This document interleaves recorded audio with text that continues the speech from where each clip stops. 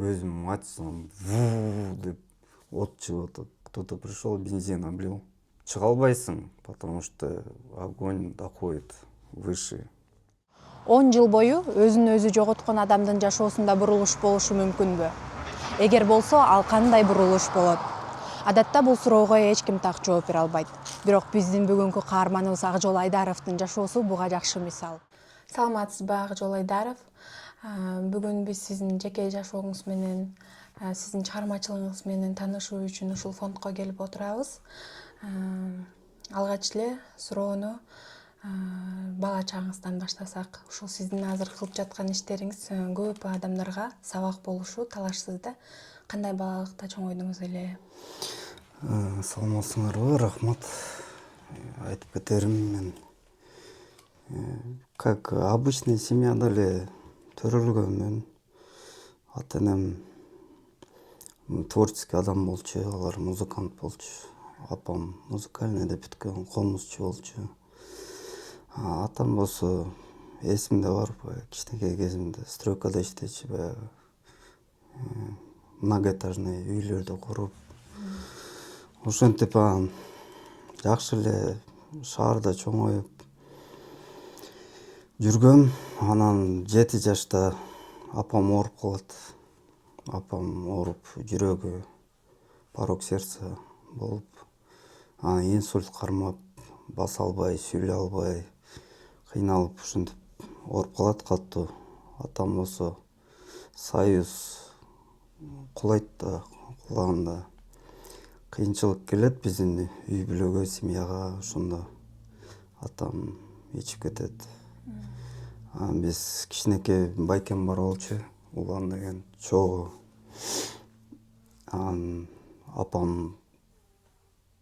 Апамга Красный Кресттен келип, ушинтип балдар кыйналбасын, детдомго апарбайсыңарбы деп ушинтип кетебиз. Байкем экөөбүз детдомго түшөбүз, 7 жашта болчумун мен. Ошондо каникул убагында апам келип алып кетчү. Ошондо үй жок калып, алар бир общежитияда турчу. Биз каникулда келгенде жөн жүрбөй иштечик. Мен эсимде бар, мен базарда байкем экөөбүз ар нерсени сатып жүрдүк. Семечка, там чалап, малап, пирожки, сырашкилерди. Вокзал, базарда 90-е годы сложно было. Машина жууп, ушинтип жардам берчик. Каникул бүткөндө кайра детдомго келчик. Детдомдо жакшы эле, мындай жаман деп айтпайм. Любой нерсеге адам көнөт экен. Башында, конечно, оор болчу. Детский травма болуп, ушинтип баягы закрылся. Негизи түйүм Алайдан болот, атам Гүлчөдөн. Ошо апам болсо Лейликтен. Кайсы жерде турчуңуздар? Ошто турчук. Шаардын өзүндө турчук. Ошо кичинекей кезим ошол жерде өткөн да. Ошо азыр айтып жатпайсызбы, балдар үйүндө чоңойдум деп? Ошо балдар үйүндөгү эң таасирдүү окуяны айтып берсеңиз. Башында стресс болдум. Шок болосуң да, кайсы жерге келдим, эмне кылып жүрөм биякта деп. Шок болуп, анан биздин детдомдо интернационал болчу, бүт нациялар бар да. Бирок баардыгы орусча сүйлөйт.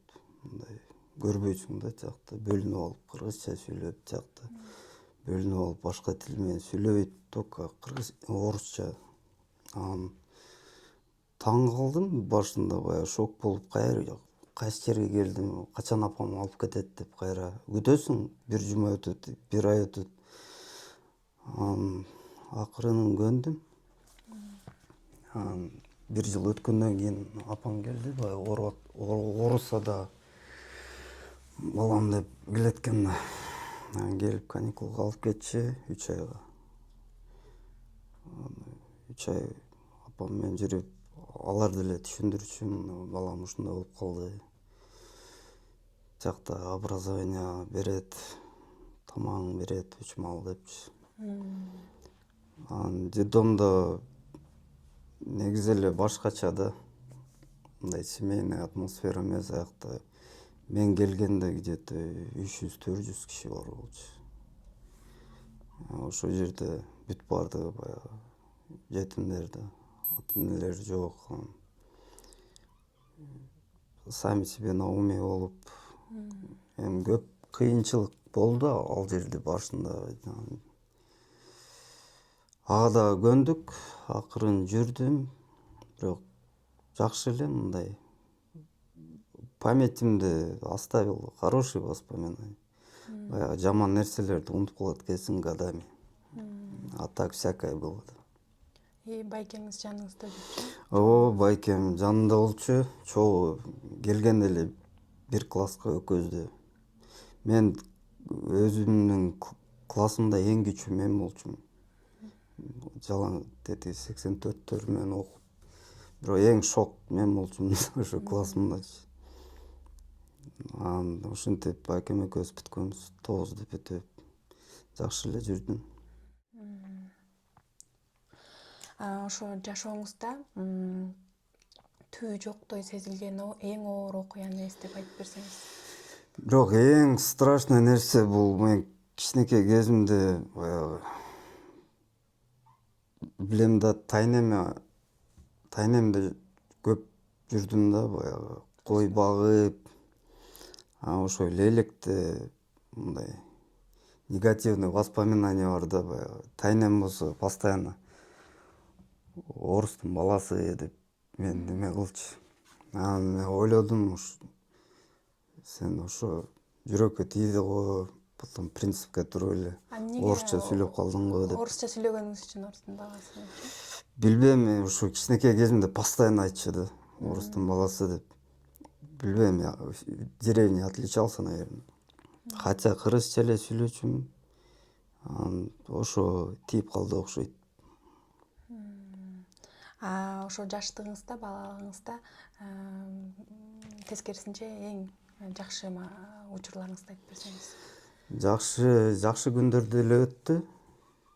Биринчи жолу апам велосипед алып бергенде сүйүнүп, жыргап, атам көңүлү ачык болчу. Мындай жаман деп айта албайм да. Туугандар, родительдерди жакшы эле өстүм. Болгону ушундай кыйынчылыктар келет экен любой адамга. Просто ошону өтүш керек да. Ошол 10 жыл өмүрүңүз көчөдө уурдалган экен да. Ошол учурдагы бир күнүңүз кантип өтчү эле? Ал учурда айланаңа, чөрөңүздө кимдер бар болгон? Ушулар тууралуу айтып берсеңиз. Көчөдө жүргөндө мен башында айтып кетейин, это зависимостька түшүп калдым акырын. Баягы иштеп жүрүп, расслабон кармап ичип алчумун. Баягы көйгөйлөр, проблемаларды унутам деп ошого прибегать этип, алкоголь употреблять этип баштап, постоянно эмес, эми акырын ушинтип кирип кеттим да ошогочу. Анан ушинтип жүрүп өзүм байкабай калдым, кандай ушундай акыбалга түшүп калдым. Көчөдө эле калып калдым да, эч кимге кереги жок. И так эле эч ким жок болчу да, биякта семьям бар болчу. Ошолор да кой дешти. Вообще эле руки опустил да, кой. Эми эл катары эле башында баштайсың ичкенде, баягы майрамда ичип коюп. Негизи мындай көп деле кызыкпачумун. Мурда көп сүрөт менен, анан спорт менен машыкчумун. Окружение көп влиять этти го дейм. Бизде чогуу өскөн көп балдар бар да. Связь кармайсың. Келишет, братка, давай отметим деп. Ушинтип эле акырын эле кирип кеттим ошого. Ушинтип ичип, анан өзүм түшүнбөй калдым. Уже түшүндүм, что өзүм чыга албайм. Уже зависимый болуп калдым. Анан разрушение болду жашоодо. Бүт баягы годами то, что строил, растерял. доверияң да кетет, адам да ишенбей калат. Көбүнчөсү уже доверие кеткенден кийин кыйын эле болуп калат экен да адамгачы. Ошондой маалда көчөдө жүрүп уже эч нерсеге интерес жок да. Баягы аракты ичесиң, залил шары и забылся дегендей. Кайра эртең турасың, башың ооруйт, кайра эле издейсиң ошонучу. Ошону день суркада каждый день повторяется. Жүрөсүң. Цель жок. Одним днем живешь. Вообще максат жок, эч нерсе жок. Ошол күндөрү сиздин оюңузга кандай ойлор келчү? Кандай кыйынчылыктарды башыңыздан өткөрдүңүз? Мен ошондой көчөдө жашап жүргөндө никогда я даже в 90-е так кыйналган жокмун да.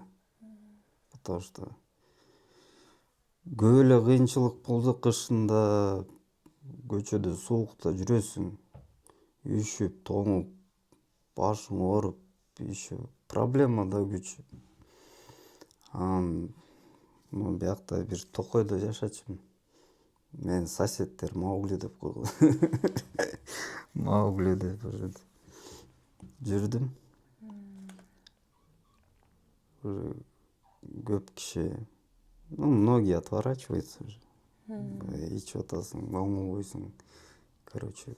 Ошол жашоодон бир күндө эле чыгып кетпесиңиз керек да? Жок, ал негизи ушинтип жүрүп, анан мен уже түшүндүм да, уже дальше некуда. Уже бүт жагынан сынып, ички дүйнөң дагы талкаланып, оюң дагы бүт деградация болуп, уже надежда жок болуп отуруп калдым. Ошондо ойлондум, кой ушу өзгөрсөм жакшы болмок деп, Кудай деп эле. Уже адамдар ишенбейт да, только один вариант да уже Кудай деп. Реабилитация ушу биздин центрде, Фонтан жизни. Ушулар жардам беришти, мени реабилитацияга жиберишип, тиякта жарым жыл жүрдүм. Башында кыйналып эми любой жерде өзүнүн правиласы болот. Ошого көнүп,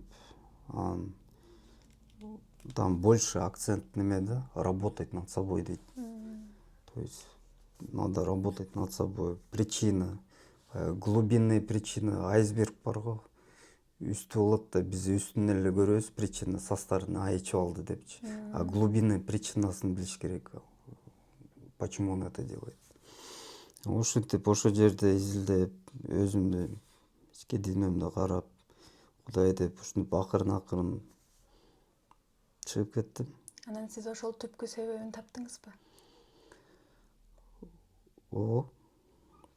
Обида бар экен. Анан ошо артка тартат да. Это как якорь, камень на душе. Ошо обидалар, гордость деген, ошо бүт баары негативный качество да, ошо жүрүп тормозит этет. А это уже последствия там ичип жүргөнүңчү. Негизи эле глубинный причиналар болот. Ошолор менен азыр деле боремся. Самая тяжелая работа это над собой дейт го. На всех, на все. Даже там одно время вообще уже такое состояние было, терять нечего, да. Все виноваты. Вот там даже одно время говорил он, правительство, вот что вот, детдомовцы, по идее, должны там получать квартиры, там этот закон не работает, я что-то ни одного не видел, чтобы кто-то получил квартиру. И ушундай ропоттор болуп, туугандарың жамандап, ушинтип көп негативде жүрүп, ошон үчүн адам ичет экен да, өзүн успокаивать этип. Ну, саможалением занимаешься. А по сути, ошол бүт бар да проблема, да, глубинная причина. Ошолордон кутулуп, надо настраиваться позитивно, двигаться в правильном направлении.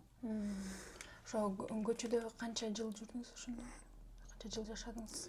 15 жылдай жүрдүм го. Бирок постоянно эмес да, временами, потому что 15 жыл ичип деле мынча адам жашабайт го дейм. Временами Ошондо были. кайра аракет кылдыңыз ошол жашоодон чыкканга? О, много попыток было. Какое-то время держишься, потом срыв. Был постоянно. Эта борьба будет всю жизнь сопровождать. Мындай эмес да, вот мен таштадым болду, меня это не коснется деп айта албайсың. Надо всегда бодрствовать, өзүң кармап. Моментами переставал петь, устраивался куда-то на работу. Ну, была какая-то стабильность. Все это длилось, пока не происходил там застой. Все хорошо, все тихо, все спокойно. Потом расслабляешься и начинаешь выпивать, и снова падение. То есть это как круг. И ушинтип жүрүп, анан акыркы жылы уже болбой калдым. Уже көп кишилер айтчу, вот ты чё так свою жизнь. Обидно, конечно, да, молодые годы. Это такой возраст, когда человек должен развиваться, он полон энергии, силы, энтузиазма, а тут ушел никуда, жөн эле яман. Азыр ошол күндөрдү эстегенибизде кандай сезим болот? Анан кайра барып калуудан коркпойсузбу? Бирок мен жаман корком да, ушу кайра ушул ситуациягачы түшкөн, потому что ошондой состоянияны эстегендечи жаман болуп кетем. Как я так жил депчи, почему до меня не доходило деп өзүм таң калам кээ бирдечи. Бирок биякта фонддо иштеп жүргөндө көрөсүң да, сага окшоп эле жүргөн мурдачы. Азыр келип атат да, келип көргөндө Кудайга даңк дейсиң, ушу мени ушундай жашоодон чыгарып, эми ушуларга дагы жеткирип. Потому что это страшная зависимость, билбейм. Бирок Кудай эле жардам бербесе, потому что мен 15 жылдын ичинде психологдор иштеди, наркологияга көп жаттым. Эч нерсе жардам берген жок. Потому что подсознанием менять надо, подсознание. Потому что бир кичинекей стресс болобу. Адам көнүп калганда мурда стресс болгондо не кылчу? Карабычы болчу. Ошого кайра келип көнүп алган. Ошон үчүн надо менять мышление, чем-то полезным, добрым забивать и делать. Трудно, но надо. Это никому не нужно, это тебе надо. Ошол көчөдө жүргөндө кандай адамдар менен тааныштыңыз? Дос таптыңызбы? Же кимдер жаныңызда болду? Мындай ичип жүргөндөчү дос көп болот. Ну, как собутыльники деп коем. Общего много сразу. А ичип жүргөндө бири-бириңе түшүнөсүң, настроение поднимается. В общем, ну мындай конкретный дос деп айта албайсың да эми. Ичип жүргөндө по-любому. Разные люди были. Там среди них и девчонки, и мужики, пожилые, и молодые. Все, короче. Если человек, даже его не знаешь, билбейсиң да. Бирок ичкенде уже сразу общее находится. Ошентип эле. Анан көп киши каза болуп, жок болушту, цирроз печени болуп, потому что алкоголь ошого алып барат. Печень талкаланат, цирроз печени болот, жүрөгү кармайт, потому что бул по всем органам бьет, да, алкогольчу. А самое главное, в голове убивает нервы. Ошон үчүн деградация болуп, унутчак болуп, проблема көп да. Мне было сколько лет? Где-то 25-26, когда я начал потихоньку уже увлекаться алкоголем. То есть я работал, вечером приходил, чтобы снять напряжение, стресс, там, усталость, выпивал. Все начиналось безобидно. Коктейль бар, алкогольный коктейль, пиво ушинтип баштагам. акырындап доза көбөйө берип, уже алар да жардам бербейт. Ты уже начинаешь посерьезнее, там, алкоголь, завтра будешь ноль дегендей болуп калдым. Эми азыркы жашооңуз тууралуу айтып берсеңиз, эмне иш менен алектенесиз? Чыгармачылыгыңыз тууралуу? Азыр жакшы, ушу фонддо иштейм, соцработник болуп, фонтан жизни. Биякта кандай жумуштарды кылабыз? Бизге ушундай пациенттер келет, алкогольно зависимый, любая зависимость, нарко, там, игра. Келишет, бизде фонддо ысык тамак беребиз, врачтар бар, карап берип, дары парасын берип. Анан парикмахер, мен чач алам еще. Анан душ бар, кийим беребиз. Анан реабилитацияга ким кааласа жөнөтөбүз. Сүрөт дүйнөсүнө кандай болуп келип калдыңыз? Сүрөттү мен свободное время өзүм тартам. Свободное время таап, ушу картиналарды тартып, бул деле мага жардам берет. Потому что надо чем-то заниматься, развиваться. Канча жашыңызда сүрөткө тартып баштадыңыз? Негизи эле каяктан мындай? Мен негизи детдомдо баштагам. Бир досум бар болчу, ал сүрөт тартчу, мен ошого кошулуп алып, кружок бар болчу, бизде разный кружоктор бар болчу. Рукодельный, кыздарга швея сыяктуу. Анан изо деген изобразительное искусство. Анан спорт жагынан пианино деген кружоктор бар болчу. Аны мен кызыгып, 8-класста кызыгып баштагам. Ушинтип тартып, бизге тетрадь берет, мектепте окуйсуң да. Аякта бүт баардыгы, там, математика жазып атса, сен аяка сүрөт тартып отурасың. Литература окуп атса, сен тетрадьтарың бүт обрисованный болчу. Ага эле урушчу: ты чё тут рисуешь? Все тетради исписал деп. Ушинтип баштагам, анан кызыгып, кой ушу цель была, ушу Бишкекте художественный бар экен, ошол жерге тапшырайын деп. 15 жашымда чыккам детдомдончу. 15 еще пацан был. Ошондо Чуйковго тапшырып, анан жактан которулуп, ушинтип художник болдук. В целом, я считаю, надо развиваться всесторонне. Теманы кантип тандайсыз? Эмнеге басым жасайсыз? Негизи эле мага өзүмө жаккан сүрөттөрдү жакса тартам. Мындай көзүм жетсе, желание по-разному, настроение разный бывает. Бирок көбүнчөсү мындай природа жакын да, природа мындай тартып. Аны айта албайм конкретно, от чего я отталкиваюсь. Просто бывает мындай оюңа келет. То, что в мыслях ты хочешь реализовать уже. Жеке жашооңуз тууралуу кеп кылсак болобу? Качан үйлөндүңүз эле? Кантип тааныштыңыз? Ажырашууңуздарга эмне себеп болду? Уулуңуз тууралуу, азыркы жеке жашооңуз тууралуу? Ну, как я случайно познакомился со своей будущей женой. Биз таанышып, жарым жыл сүйлөшүп, баягы молодой, неопытный дегендей, была страсть, вот это все. Чувства, больше на чувства как бы полагаешься. Ушинтип анан үйлөнүп, жакшы эле жүрдүк.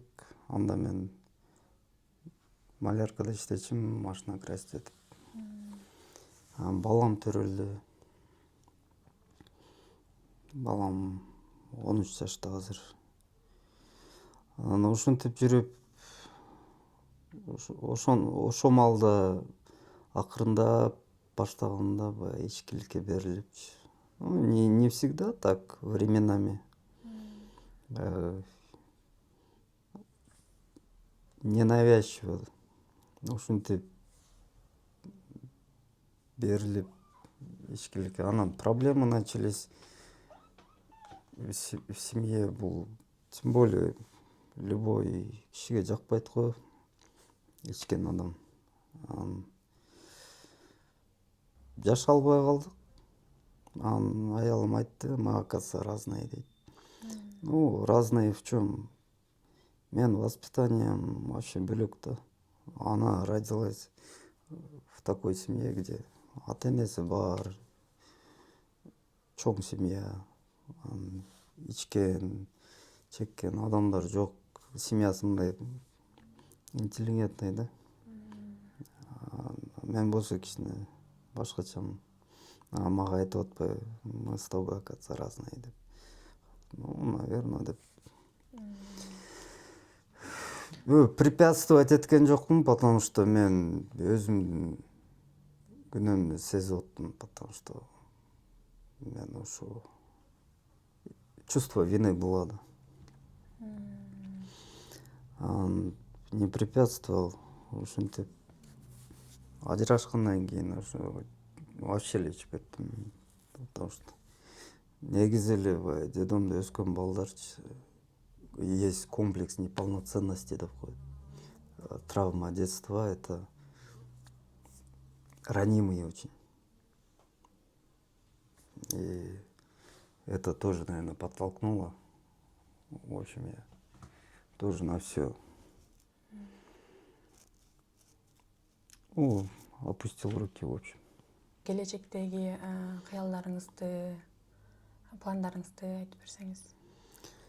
Келечекте ушу азыр Кудайга шүгүр ушу акырындап жашоо түздөлүп, есть цели развиваться дальше, помогать таким же, каким я был в прошлом.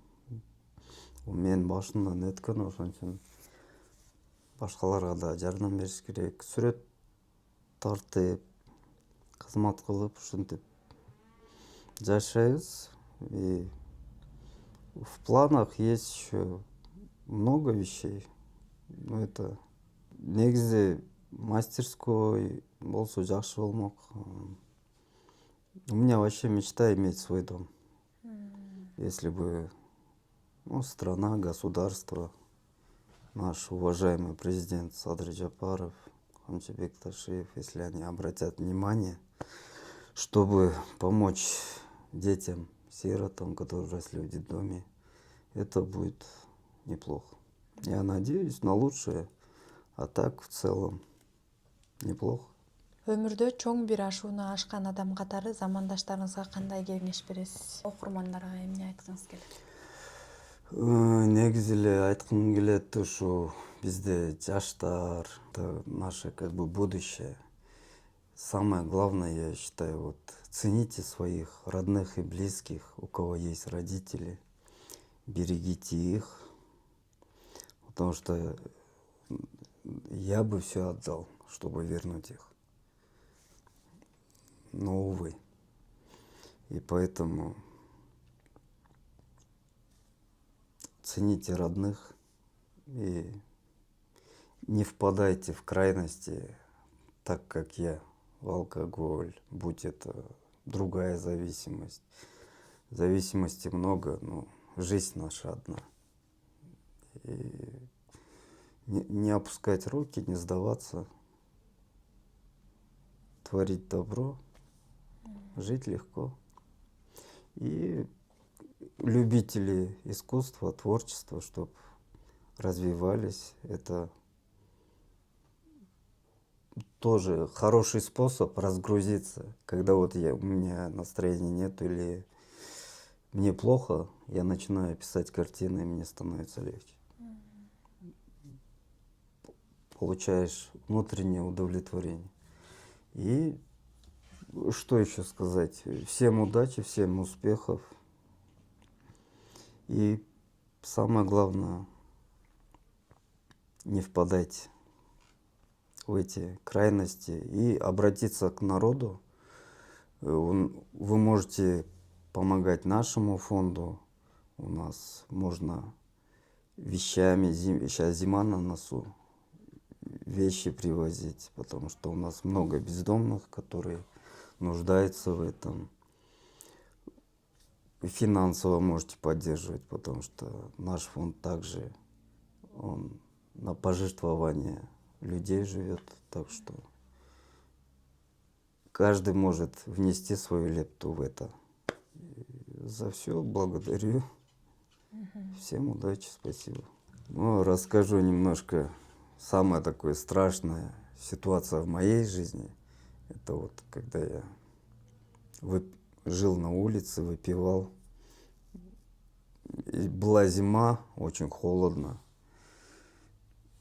Я пришел, ну, проходил мимо, смотрю, возле люка там мужик и женщина сидят.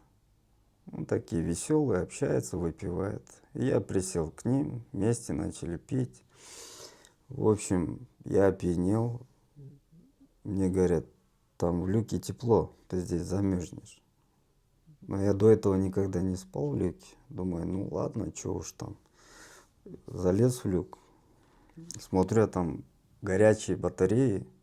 И на батареях такой матрас толстый. На пружинах. От жары меня вообще еще хуже стало. Я там, в общем, заснул. А сами эти ребята ушли вообще в другое место. Жалғыз жаттым. Түнде көзім açsам, деп от шығып жатады. Там, оказывается, кто-то пришел, бензин облил. Прям местный. Шашып қойып тұр. Шыға албайсың, потому что огонь доходит выше крышки. Шыға албайсың. Он начал арт жақта тамшылап тұр су. Ошол жаққа кирип сууга жатып алдым. Тиги бензиниң өчпөйт, еще больше разгорел. Матраска тиди. Матрас күйе баштады. Анан начал орать, помогите депчи. Бирөөлөр чакырып коюптур. Это 3 часа утра пожарныйлар келип, ошо мен жаткан жерде үстүндө бетон бар болчу. Бетонду көтөрүп, суу чачып биринчи, мен бүт суу болуп, тигини өчүрүшүп, мени чыгарышып. Это была одна из таких, да, страшных моментов, когда я жил на улице. И другая ситуация, это когда я шел пьяный по дороге, и у меня машина, смотрю, на меня едет. Водитель, оказывается, тоже нетрезвый. Мен карасам уже приблизился, секирип атам, четке секирсем, пут калып атат, путка тийип атат. Ошо путум сынып, анан скорый келип, больницага жаткырып, операция жасап, шурупы, анан ушу фонддон келип жардам беришип.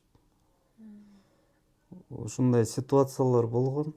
Все не вспомнишь. Один раз вообще мен до того ичип, уже 4 ай без остановки ичип, эртемен турсам башым айланып, көзүм чук, свет жок болду.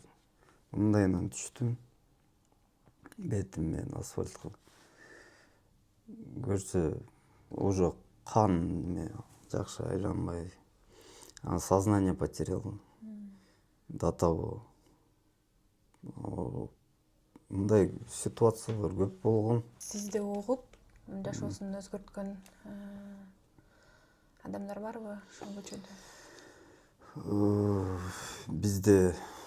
Биздин фонддо деле иштейт сотрудниктер бар, баягы мурда зависимый болуп, жашоосу өзгөрүп, семьясы менен восстановление болуп, жакшы болгондор бар. В целом, это адамдын өзүнөн да, если чындап эле болду, тажадым, ичпейм, кыйналдым, я хочу другую жизнь деп неме кылса, максат койсо болот. А если жагып атса өзүңө, тебе никто не поможет. Здесь адамдар келип, тамак ичип, душка түшүп, кийимин алмаштырып, же ооруса врачка кирип, эме кылса болот.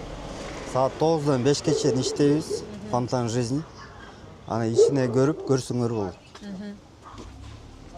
Ну, тут медицинский. Бияк медицинский. Фонтан жизни.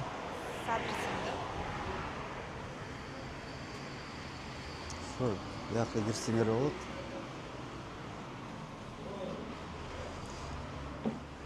Бул комната парикмахерский.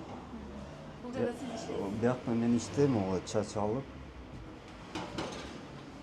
Тут парикмахерская. Чуть-чуть опоздали. Чуть-чуть опоздали. Салам, как дела? Я прошу прощения. Прошу прощения. Можете проходить. Вот наши гости. Бул фонд белгилүү бир жашаган жери жок жарандарыбызга жардам берет. Негизи бул фондду ким ачкан? Бул фондду Улуу Британиядан келген Маргарет деген эжекебиз ачкан. 2003 жылы Кыргызстанга келип, ошол Таштандыдан биздин жарандар ошо тамак жеп жаткандарын көрүп, ошол күндөн баштап жардам берип калды да. Анан негизи башталышы 2003 жыл.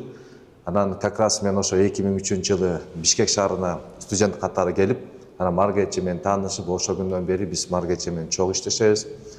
Анан биздин максат ошол, эгерде адам ар кандай себептер менен көчөгө калып калса, арак ичип кетсе, тамеки чегип, насвай чегип, же болбосо үй бүлөсүнөн ажырашып кетсе, же таарынып көчөгө чыгып кетсе, көчөнүн жашоосуна көнүп калса, биз ошол биздин максатыбыз ошол адамдарды бул жерге чакырып, жуунтуп, тазалантып, чачтарын тегиздеп берип, жоголгон документтерин кайра калыбына келтирип, эгерде мисалы ден соолугуна байланыштуу больницага алып барыш керек болсо, больницага алып барып, ага чейин биздин өзүбүздүн врачтар, медсестраларыбыз бар, алар карап берип, анан психологдорубуз бар, семейный консультанттар бар, алар жеке отуруп, бирге отуруп сүйлөшүп, биздин демек максатыбыз ошол талкаланган жашоосу талкаланган адамды кайрадан ар кандай ыкмалар менен калыбына келтирип, коомго пайдалуу инсан кылып кошуу да.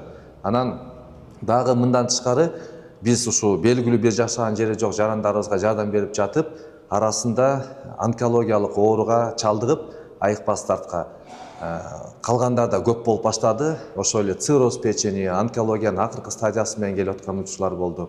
Анан биз көп учурда ойлондук, кантип жардам бере алабыз деп.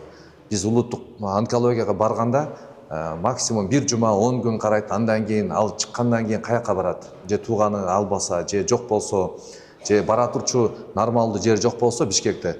Анан биз ойлондук, биз анда ушул өлүм алдына жаткан адамдар үчүн атайлап бир хоспис ачалы деп. Анан 2021 жылы биз Мурасордо 4-50 үйдө биз жакшы кылып, сонун кылып биз хоспис курдук. Ал жерде эгерде белгилүү бир жашаган жери жок адам онкологиялык ооруга чалдыгып, химиотерапия, лучевой терапия же операция жардам бербей ушу акыркы бир нече ай калды, бир нече күн калды десе, ошол адамдарды ошол тууганы жок болсо, ошол жерде алып, биздин ал жерде өзүнчө командабыз бар, 13 адам бар, врачтар бар, медсестралар бар, няня бар, повар, охрана бар, социальный работниктер бар.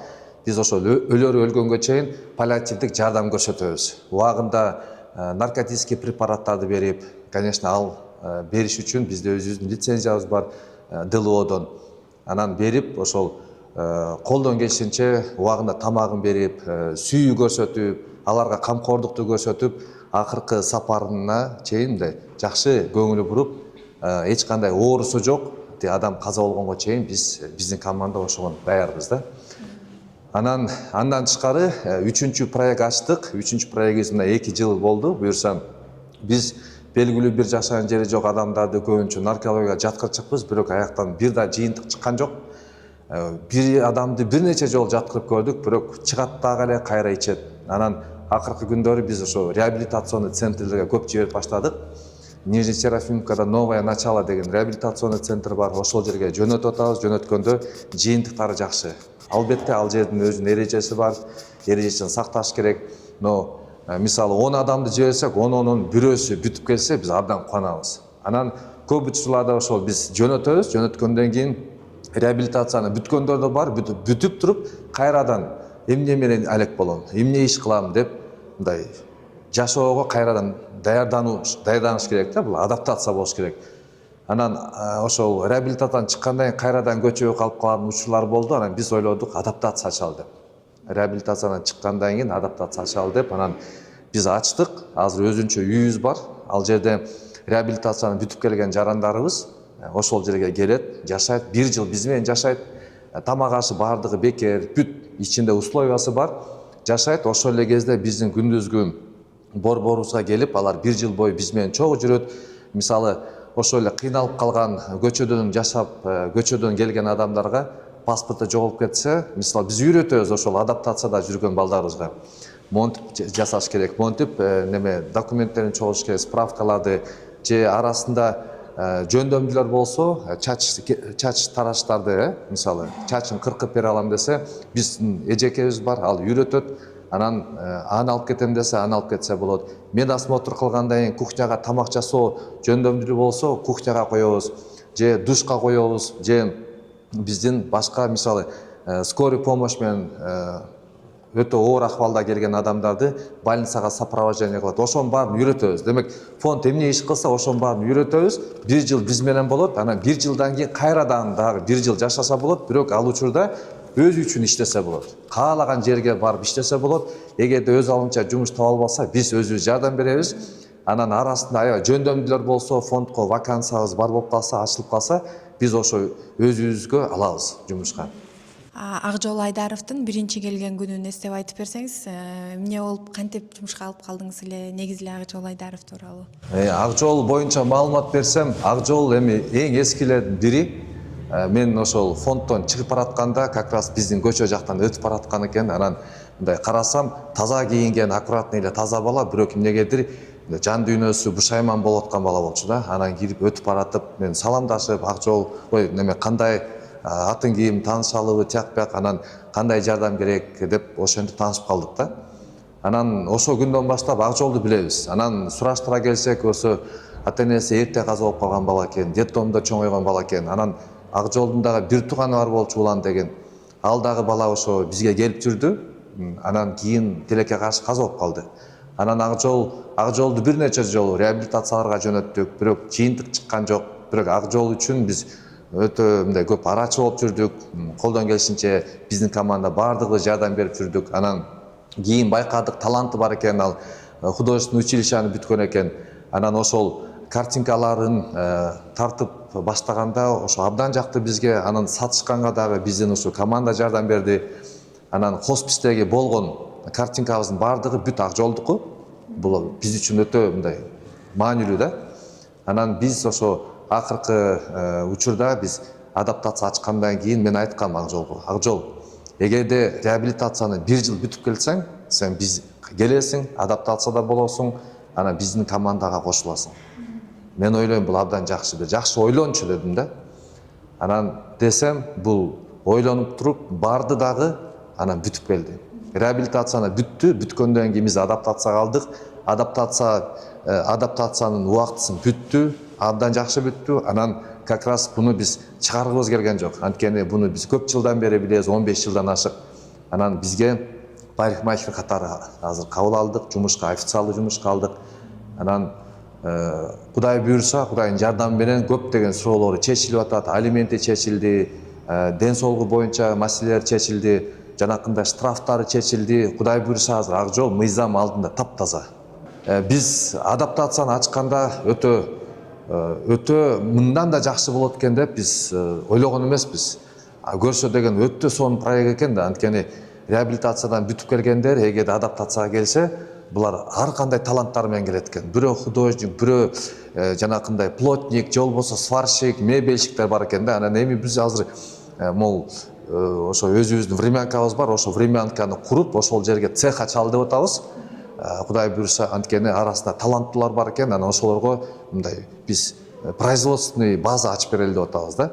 Кааласа мебель жасайбы, кааласа сварка кылабы, любой колунан келген нерселерди кылыпчы. Анан эгерде Кудай буйруп булар бүтүп келсе, адаптацияга келсе, оңолсо коомго абдан чоң пайда алып келетучулар экен да.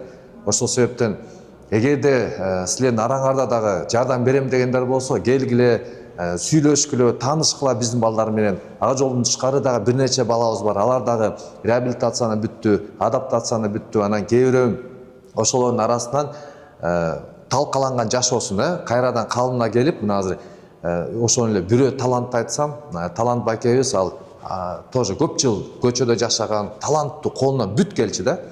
Анан ал балабыз болсо реабилитацияга барды, реабилитациядан келди, адаптацияны өттү, анан аны дагы жумушка алдык. Ал биздин социальный работник катары бизде иштеп атат. Анан ал болсо биздин дачабыз бар, ошо дачага келинчегин, анан баласы менен чогуу киргиздик. Азыр Кудай буйруса ошо үй бүлөсү менен жашап атат. Анан эгерде карасак, мисалы бир кезде талкаланган жашоо, анан эч кимге керек эмес болчу. Анан ошол оңолуп, түзөлүп, анан азыр үй бүлөсү менен биригип, анан өзү бир кезде кандай кыйналып жүрсө, ошондой адамдарга Акжолго окшоп, мисалы жардам берип атканда, булардын жардамы өтө таасирлүү болот экен. Анткени көчөдөн келген адам менен сүйлөшкөндө, мен дагы ошондой болчумун, каалайсың өзгөрүүнү дегенде, алар аябай шок болот да. Чыныгы эле сен ушундай болдуң белең депчи. Анан өзгөрүлгөн жашоо кыйналган адамга жардам берсе өтө таасирлүү болот экен. Биздин мен бул жерде жалгыз эмесмин. Бизде 25 сотруднигибиз бар. Ал жарымы хосписте, жарымы дневной центрде, анан адаптацияда. Анан биз бардыгыбыз өзүбүздүн мындай салымыбызды кошобуз. Ошол бир адам оңолуп кетиш үчүн өтө көп нерв кетет, өтө көп аракет кетет, өтө көп мындай каражаттар кетет дегендей да. Анан оңолбогондо карап алып колуң түшөт деген учурлар болот. Бирок кийин бара-бара болбой эле биз алар менен сүйлөшө беребиз, уга беребиз, сүйлөшө беребиз, уга беребиз. Анан реабилитацияларга жөнөтө беребиз. 1 эмес 5тен 10дон жөнөтөбүз. 1 ай болот, 2 ай болот, кайра келет, кайра көчөдө болот да, ушундайлар болот. Анан кайрадан жөнөтө беребиз, үмүтүбүздү үзбөйбүз. Анан кийин бир нече жылдан өзгөрүлгөндөн биз айтабыз, биз жеңдик, Кудайдын жардамы менен жеңдик депчи. Анан ошолорду көргөндө биз аябай кубанабыз, ушунчалык кубанабыз. Анан булардын ар бир ийгилиги биздин ушунчалык мындай жетишкендик да. Аларды көрүп алып ушундай сүйүнөбүз. Билесиңби, мурун момда болду, тинде болду эле депчи. Анан көрүп алып аябай кубанабыз. Анан бирок негизи эле бир адамдын жашоосу өзгөрүшү үчүн өтө көп убакыт талап кылынат, өтө көп нерселер талап кылынат да. Ошого чыдаш керек да. Чыдоо, анан үмүт, эч качан үмүттү үзбөшүбүз керек. Анан тилекке каршы азыр бизге жаштар өтө көп келүүдө. Арасында акыркы күндөрү ВИЧ менен ооругандар өтө көп болуп атат. Ажырашкандар өтө көп, жумушсуздук өтө көп, андан да көп. Анан биз алар менен сүйлөшүп атканда көптөрү байкуштар ыйлашат, өздөрүнүн тагдырын айтып берет. Анан ошо мен каалайт элем да, ошо мамлекеттик деңгээлде, хотя бы Бишкек шаарыбызда өзүнчө бир реабилитационный центрлер ачылса деген ойдо да. Мисалы болгон приюттардын бардыгын, приюттардын алдына программаларды коюп, бир реабилитационный программаларды ачып, бир жакшы көңүл бурса мамлекет, мен ойлойм абдан жакшы болмок. Анткени азыр жаштардын арасында ар кандай көз карандылыкка ээ болгондор өтө көп. Мисалы жанакындай неме химикаттарга клей, слей, анан туз, пуз бир нерселерди өтө колдонушат. Анан арак ичкендер, тамеки чагып, жанакындай наркотический препараттарга көз карандылар өтө көп. Билинбеген менен өтө көп. Анткени биз билебиз да, алар келгенде алар менен сүйлөшөбүз. Алар өзүнүн жан дүйнөсүндө болуп аткан нерселерди айтып берет. Анан ушуну мамлекеттик деңгээлде чараларды көрсөк, алдын алсак абдан жакшы болмок да. Көп адамдардын жанын, особенно жаштардын жанын сактап калмакпыз да.